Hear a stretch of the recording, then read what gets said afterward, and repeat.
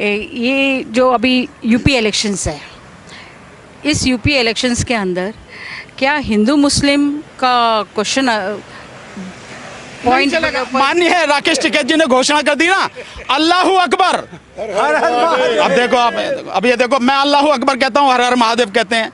अगर मैं ये कहूँ भैया हर हर महादेव, अल्लाहू अकबर, कहानी खत्म हो गई।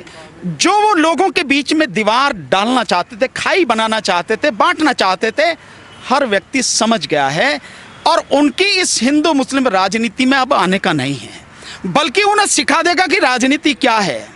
मैंने बहुत पहले कहा था कि या तो किसानों की मांगे मान लो, मोदी जी के लिए बेहतर है हाथ जोड़ के माफ़ी मांगे, भैया मेरे से गलती हो गई, जो अब तक कष्ट आपने सहे हैं और जो आपके जो 650 के लगभग किसान उनकी जान गई है, वो शहीद हुए हैं, मैं क्षमा चाहता हूं और मैं ये कानून वापस ले रहा हूं। बेहतर तो यही होता, पर जब नहीं आए तो अब उन्हें सिखा देंगे कि राजनीति क्या होती है। और बीजेपी के उखड़ने की शुरुआत उत्तर प्रदेश से होगी 2022 से, और उसके बाद मोदी जी अपना बिस्तरा बांधने छोड़ेंगे उन्हें भी नहीं। पूरी तरह से बीजेपी को उखाड़ के ही किसान अब दम लेगा। मतलब 2022 का इलेक्शन है, किसान इसमें भूमिका मेन रोल, किसान की बहुत बड़ी भूमिका होगी। आप देखिए उत्तर प्रदेश में तकरीबन 3.5 करोड़ किसान हैं, आप देखिए कितनी बड़ी संख्या है। और इसके अलावा वो 2.5 करोड़ प्रवासी मजदूर, आप भूल तो नहीं गए होंगे उन्हें, जो हजारों किलोमीटर गए, अपने बच्चों को पीठ पे लाद के उस पर सूटकेस पे डाल के लेके गए हैं, पैदल गए हैं। गर्भवती महिलाएं इतनी दूर पैदल चल के गई हैं, वो कोई भूला नहीं है। वो जो 2.5 करोड़ के प्रवासी मजदूर हैं उत्तर प्रदेश के, अकेले उत्तर प्रदेश के, उनके लिए क्या किया आपने? कुछ नहीं, बल्कि श्रम कानून बना के, श्रम कानून पूरी तरह से खत्म करके, जो 1 अक्टूबर से आप लागू करने जा रहे हो कि हर मजदूर को 12 घंटे काम करना पड़ेगा, पहले 8 घंटे था, तो आप ये सब कर रहे हैं। क्या लोग इस सब चीज को भूल जाएंगे? नहीं, किसी कीमत पर नहीं भूलेंगे। तो आप लगा लीजिए कि 3.5 करोड़ किसान परिवार और 2.5 करोड़ ये प्रवासी मजदूर, कितने हो गए? 6 करोड़। और एक परिवार में कम से कम 4 लोग तो होंगे ही होंगे। तो जितनी जनसंख्या हो गई उत्तर प्रदेश की 24 करोड़, तो यही हो गए, 24 करोड़ जनसंख्या है। तो अब के मोदी जी को और योगी जी को दोनों को बता देंगे कि तुम्हारी जो राजनीति है ना हिंदू मुस्लिम की, इसका ऐसा इंतजाम कर लिया है किसानों ने, इन्हें पानी नहीं मिलेगा। ये स्थिति है। सर आप कुछ कहना चाहेंगे राजनीति की? मैं तो राजनीति के विषय में बहुत सिंपल सा है। देखिए, हकीकत में राजनीति सेवा का क्षेत्र है और राजनीति जो होती है वो देश और प्रदेश के लोगों की भलाई के लिए होती है।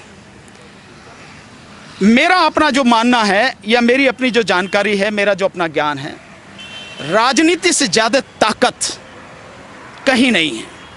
राजनीति से बड़ा कोई क्षेत्र नहीं है लोगों के लिए काम करने के लिए।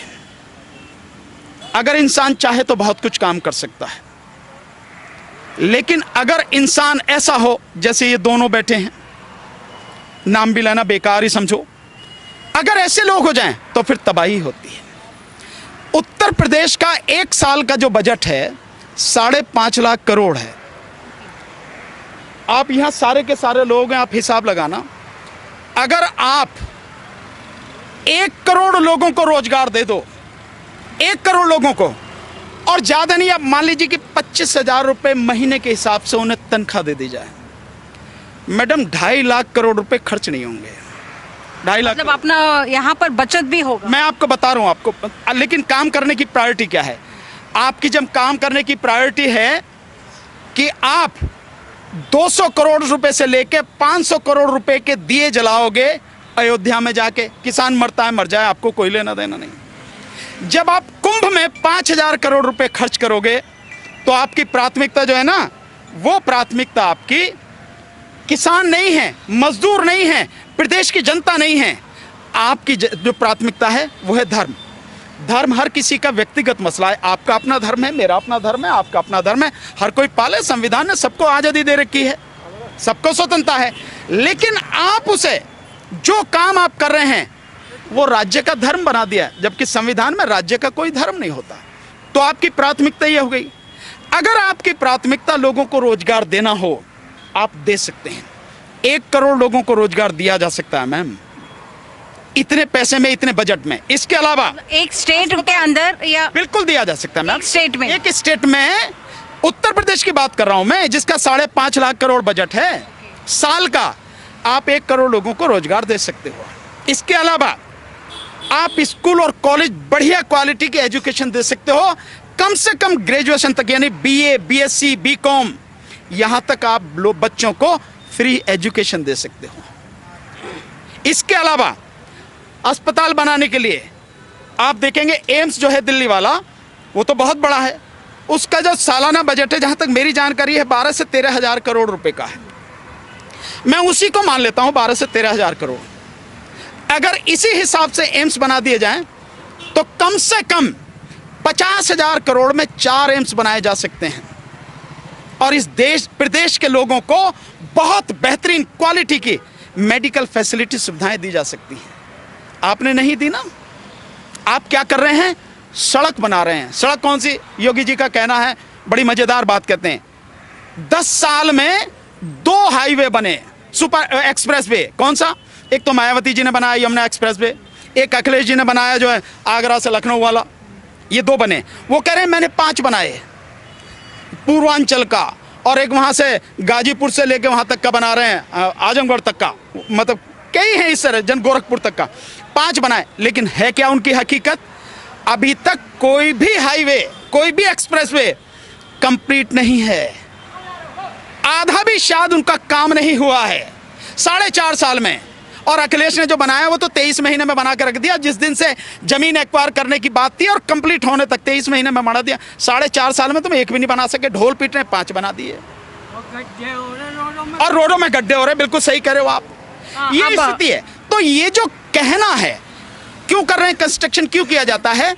सबसे ज्यादा पैसा, सबसे ज्यादा लूट, सबसे ज्यादा भ्रष्टाचार जो होता है कंस्ट्रक्शन में होता है, खरीद में होता है, सरकारी खरीद में।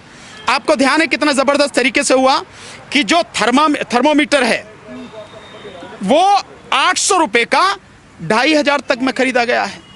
कितना कितना कोरोना काल में घोटाला हुआ है, सबको मालूम है। ऐसा तो है नहीं किसी से छुपा हो, लगातार है। तो जब आपके मन में ही बेईमानी है, भ्रष्टाचार आपकी रग रग में समा चुका है, वैसे शर्म आनी चाहिए व्यक्ति को। आप योगी हैं, अपने आप को योगी कहते हैं, आप सन्यासी का चोला पहने हुए हैं और ये सारी चीजें आप कर रहे हैं। आपका काम क्या है? लोगों को सुख प्रदान करना, सुविधाएं प्रदान करना। और धर्म के आप जो हैं एक मठ के मठाधीश रहे हैं, आपका तो काम और भी बढ़िया है, और भी बढ़िया होना चाहिए। लोगों के सुख सुविधा के लिए, उनके जीवन में कोई कष्ट ना हो, उसी के लिए तो यही तो धर्म का काम है। लेकिन धर्म भी साथ में है, राजनीति भी साथ में, ताकत भी साथ में, काम कुछ नहीं है। इसीलिए मूर्तियां लगाते फिर रहे हैं, सड़कों के नाम बदलते फिर रहे हैं, शहरों के नाम बदलते फिर रहे हैं। काम करके दिखाओ ना, अपने आप सारी चीजें ठीक हो जाएंगी। ये है हकीकत और उत्तर प्रदेश की जनता ये समझ चुकी है। इसीलिए उत्तर प्रदेश की जनता बहुत करारा जवाब देगी। योगी जी और मोदी जी तैयार रहना 2022 के लिए। क्या हुआ? आसाम को लेकर आप कुछ कहेंगे? हैं जी? आसाम को लेकर। हाँ बिल्कुल कहेंगे। आसाम में जो शूट आउट हुआ था, आसाम में जो हो रहा है वो अब दुखद है। वो बहुत वेरी बहुत बैड। दुखद है। एक व्यक्ति मर गया, उसके ऊपर एक पत्रकार या उसे कैमरामैन कहो कूद रहा, लाश पे कूद रहा। सरकारी, हाँ वही तो लेके आए थे